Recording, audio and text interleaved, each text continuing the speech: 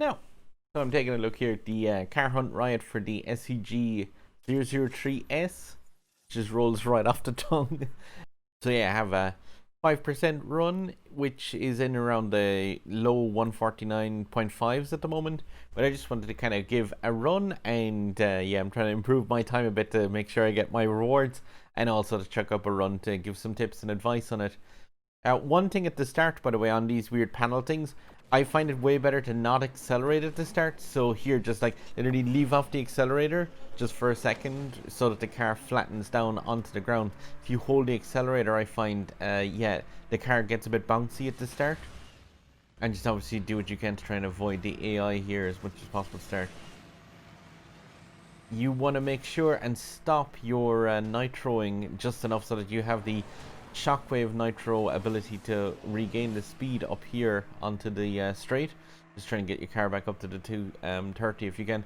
And I'm using imperfect 360s on these ramps.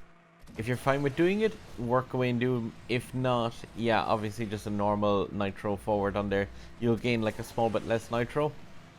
But yeah, it just depends on how comfortable you are with doing those imperfect 360s. But the main thing about this track is obviously like long straights and a lot of nitro control with this car. And making sure that whenever you're sending it into the air, you're doing it with an imperfect nitro here, or trying to, yeah, definitely throw the car with the shockwave if you can save it up.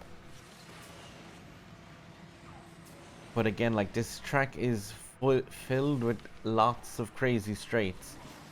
But it is just a case of trying to make sure and line up this car to, yeah, where you have like a car at the top speed going into the straights, and then where you're trying to balance that nitro on those long straights here again. And watch out for patches of snow on this long straight, because if you run over those snow patches, the car will just drop straight down to 140 miles an hour.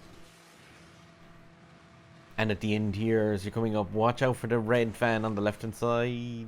Always, you have to be careful of it on this track. And you're in multiplayer where you have other people to drive into that van. But, yeah, here. Yes! 148? Yeah, there's a 149 time I had. Oh, awesome. Yeah. So, like, from what I've seen around the top, maybe 300 to 500 at the moment, I think, are in the top 5% bracket. But, yeah, hopefully, like I said, there's obviously a lot of parts of that run where it's like using high ramps and stuff. Congrats to No Pay to Win, which I agree with entirely. Mewtwo, The Bomb, and that driver who's a lone wolf. You looking for a club? But yeah, no hashtag no pay to win. I agree with that strongly in this game. As much as I play the game quite a lot, but you really should try and avoid the microtransactions as much as possible. But congrats to the guys, the 163 guys above me. Sorry, I was just gonna show the epic import parts that I have here just so you can see. But yeah, I do just have two. One I just slotted into the acceleration, and yeah, the other one's in just nitro. Like, that car is pretty cool, but it's really kind of weird when it comes to drifting. You really want to be careful not to drift too much unless you have enough nitro to like shockwave it back up to speed. If you drift heavily in corners, it just drops straight down to around 160 miles an hour. And yeah, its acceleration, well, it's listed there as 79. Unless you're accelerating using shockwave on this kind of course, you're gonna really lose a load of time.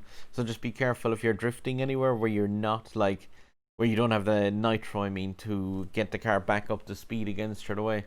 And yeah, if you see in that video, there's obviously, like I said, there's a lot of flips on ramps using imperfect nitros and shockwave nitros.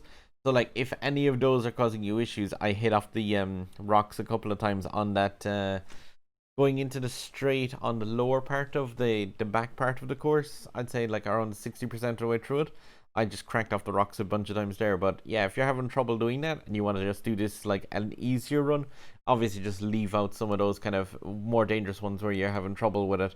You just see yourself if you're gaining time or losing time with trying some of the tricky stuff. And yeah, good luck with getting into the top 5%. Like, this is a really awesome car. If you ever have access to this in any of the multiplayer seasons, like that 367 top speed, that trumps some of the S rank cars. Like that is higher than the Aventador and the FXK and the Senna, definitely out of the S ranked cars. So like this one is a beast, and especially against other B class cars. Like on a straight line, this will sail past the Grand Sport and the Hurricane Evo. Like it is just way faster than them. The only thing is obviously the handling is incredibly low, so when it comes to drifting around corners and regaining speed and stuff, those cars will kind of beat this one a bit on like in regular track kind of conditions. But yeah, I'm gonna stop rambling. Here's a sub button over my head here. I really do appreciate it, guys. I'm going, yeah, at the 500 mark now. Really, thank you very much to the people who have clicked on that button. I see from analytics that a lot haven't, but if you did, that's awesome. If you didn't and you just like my videos, I really appreciate that. Still, at the same time, just clicking the like button, it helps more than you know, because it pushes those videos out. And yeah, there's more videos for me here and here, and I'm going to do what I can to try to make sure there's more stuff up here, given the fact that I'm actually back at work now, but I'm going to be concentrating on doing all the asphalt events and stuff. So yeah, happy hunting, guys, and good luck with this guy.